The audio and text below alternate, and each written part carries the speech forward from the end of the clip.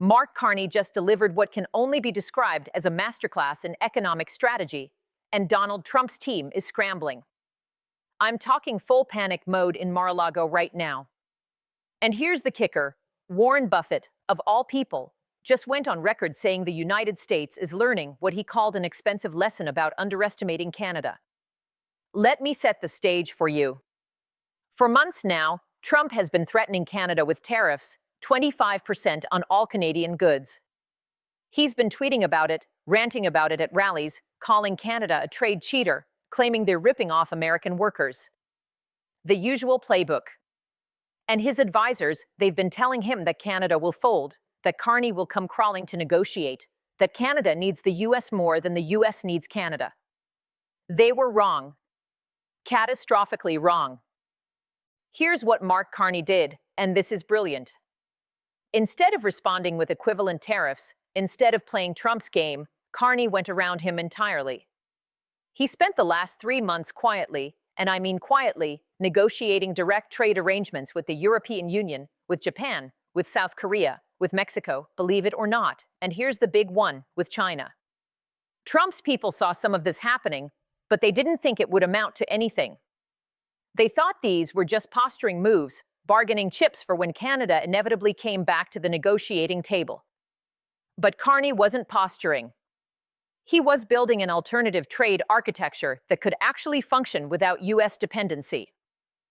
And 3 days ago, it all went live simultaneously.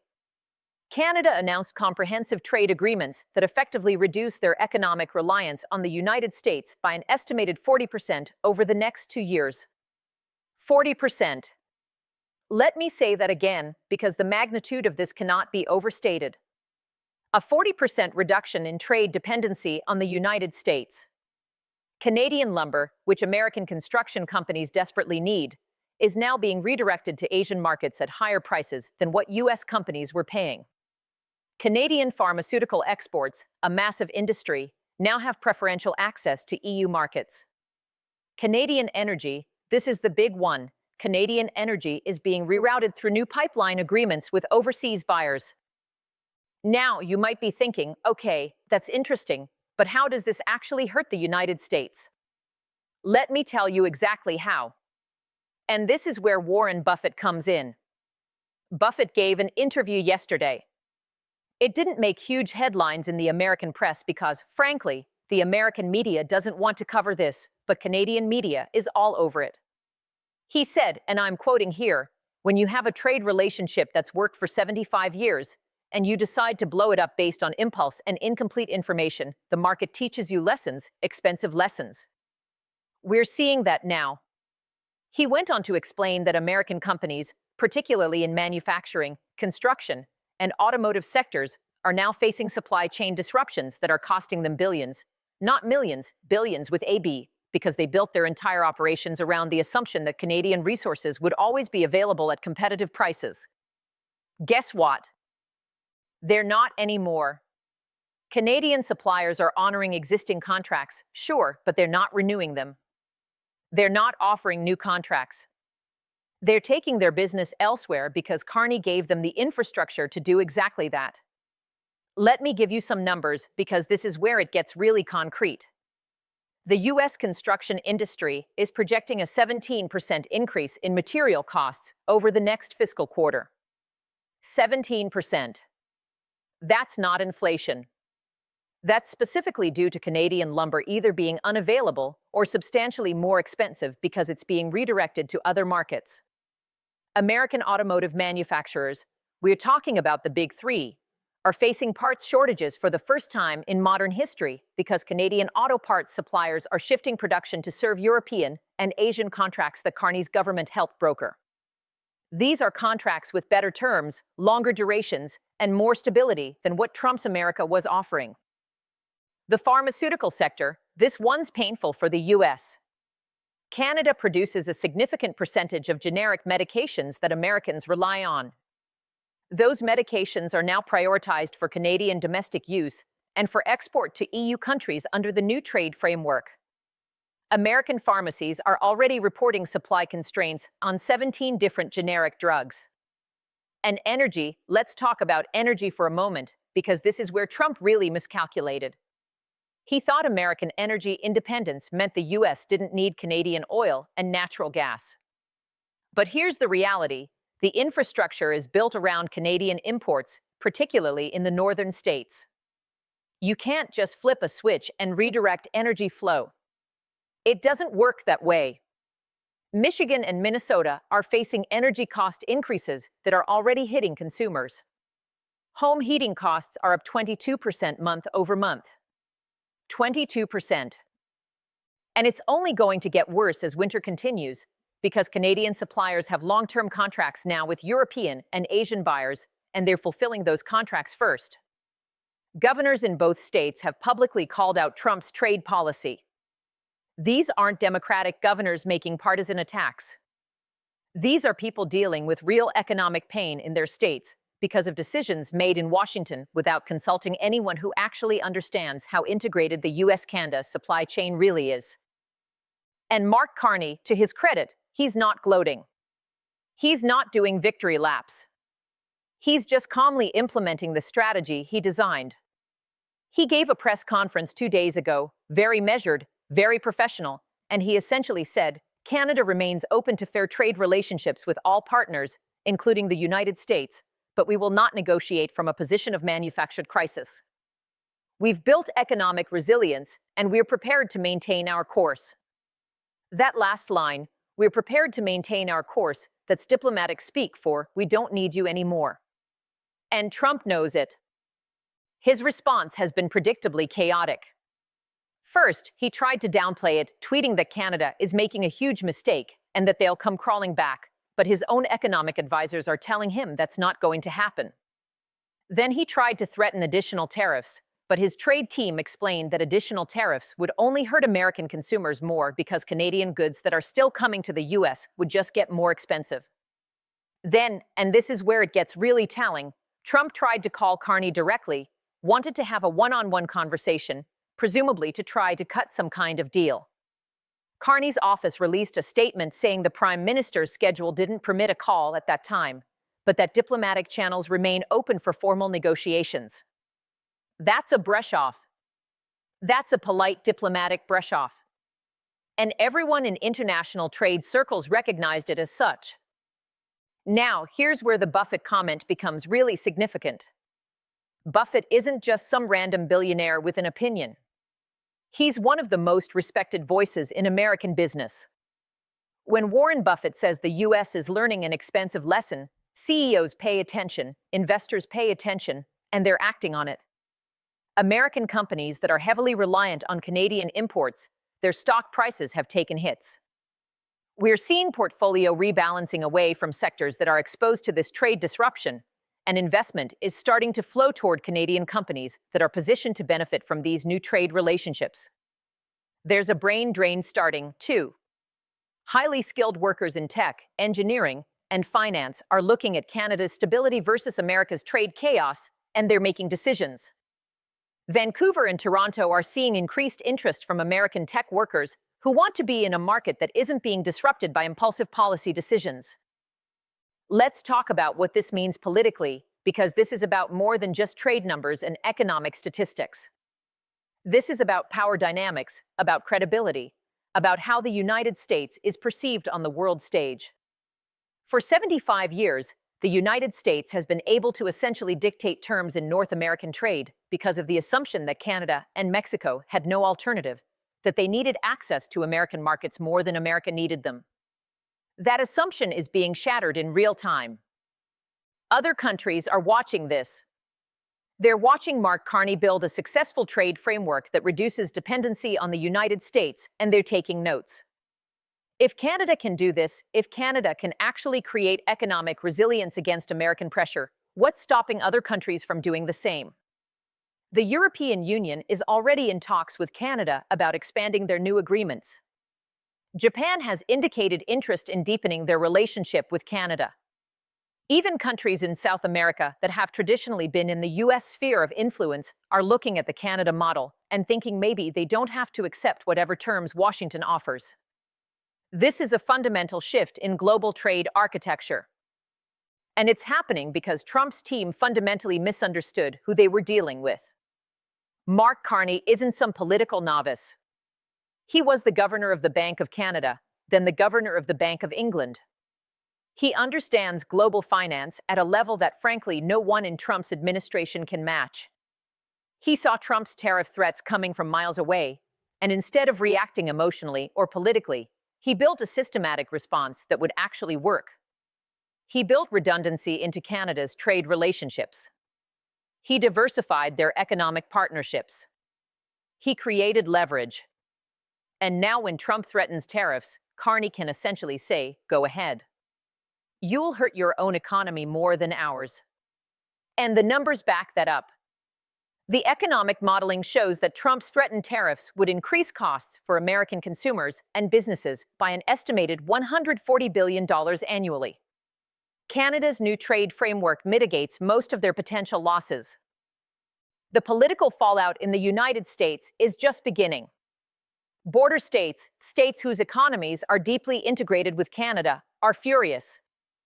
Business leaders in these states are demanding that Congress intervene, that they put constraints on the president's ability to unilaterally impose trade restrictions that are this economically damaging.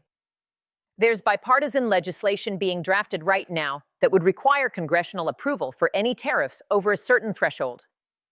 It probably won't pass. Trump still has enough support to block it, but the fact that it's even being seriously discussed shows how much panic there is in the business community.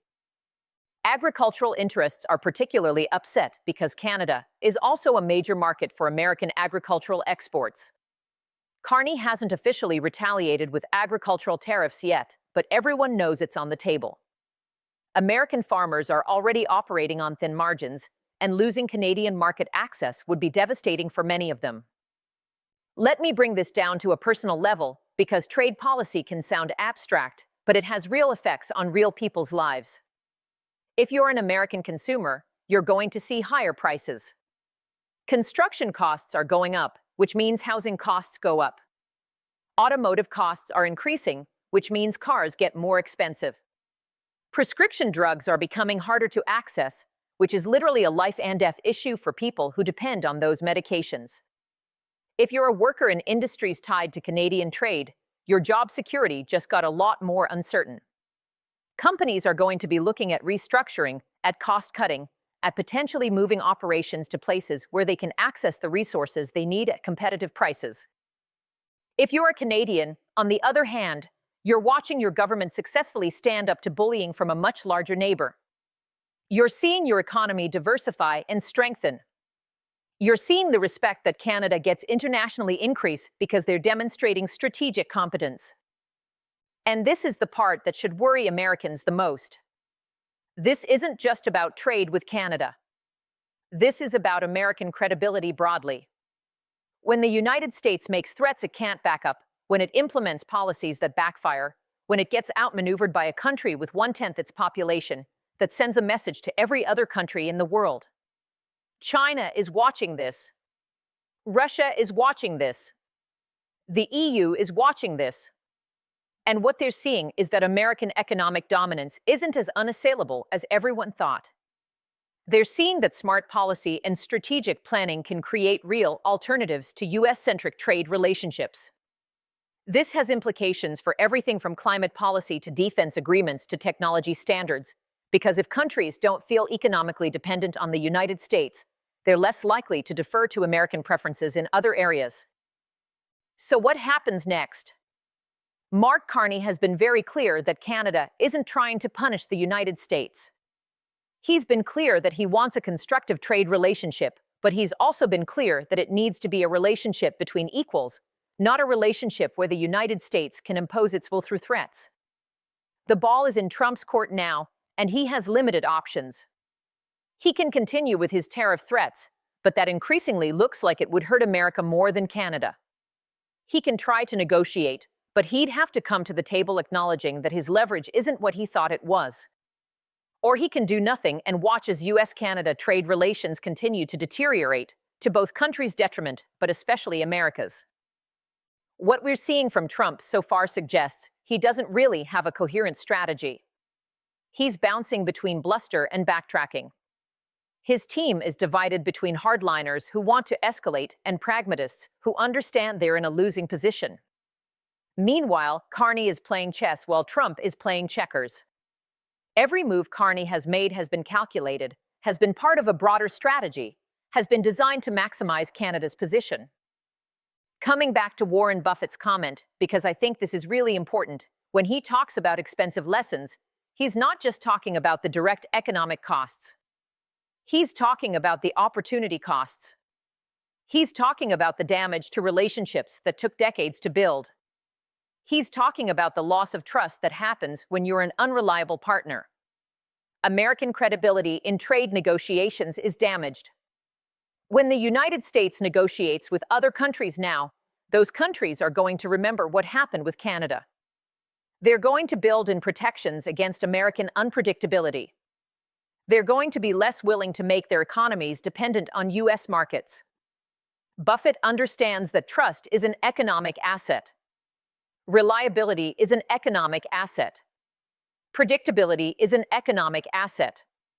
And Trump's approach to trade has squandered those assets in pursuit of short-term political messaging that doesn't even hold up to economic scrutiny. And it's not just Buffett. Talk to any serious trade economist and they'll tell you the same thing. Trump's Canada policy has been a disaster. It was based on faulty assumptions about leverage, about dependency, about what Canada would be willing to accept. The experts predicted this would happen. They warned that threatening a close ally and integrated trade partner would backfire. They explained that you can't just bully your way to better trade terms when the other side has alternatives. But the Trump administration didn't listen because listening to experts isn't really their strong suit. And now we're all dealing with the consequences. American businesses are dealing with the consequences. American workers are dealing with the consequences. American consumers are dealing with the consequences. Meanwhile, Canada's international standing has never been higher. They're being held up as an example of how a mid-sized economy can maintain sovereignty and independence even when pressured by a much larger neighbor. They're being invited into trade discussions and diplomatic forums with a level of respect that reflects their demonstrated competence. Mark Carney personally is being talked about as one of the most effective economic strategists on the world stage right now. There are already rumors that international organizations are trying to recruit him for major positions because of how well he's handled this situation. Compare that to the Trump administration's trade team, which is increasingly seen as amateurish and in over their heads. If you're an American watching this, you should be demanding better from your government. You should be demanding trade policy that's based on actual economic analysis, not on political posturing.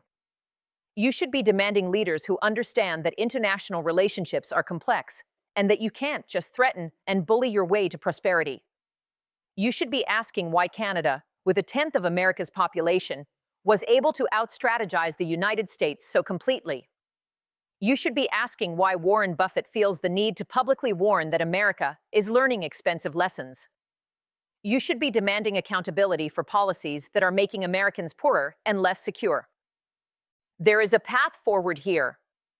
The United States and Canada could rebuild their trade relationship on more equitable terms. But it requires the U.S. to abandon the fantasy that they can dictate terms unilaterally. It requires acknowledging that Carney built real alternatives and that Canada doesn't need the U.S. the way Trump assumed they did. It requires actual negotiation, actual compromise, actual respect for Canada as a sovereign nation with its own interests. If Trump can manage that, if he can swallow his pride and approach this like an adult, there's still potential for a positive outcome. But based on everything we've seen so far, that seems unlikely. Which means we're probably going to continue watching this slow-motion train wreck as U.S.-Canada relations deteriorate further and American economic interests suffer the consequences. Here's the ultimate lesson from all of this, and this applies way beyond just trade policy with Canada. Competence matters, strategy matters, and understanding the actual dynamics of a situation matters. You can't just bluster and threaten your way through complex international relationships. Mark Carney demonstrated competence. He built a strategy. He understood the dynamics, and he executed.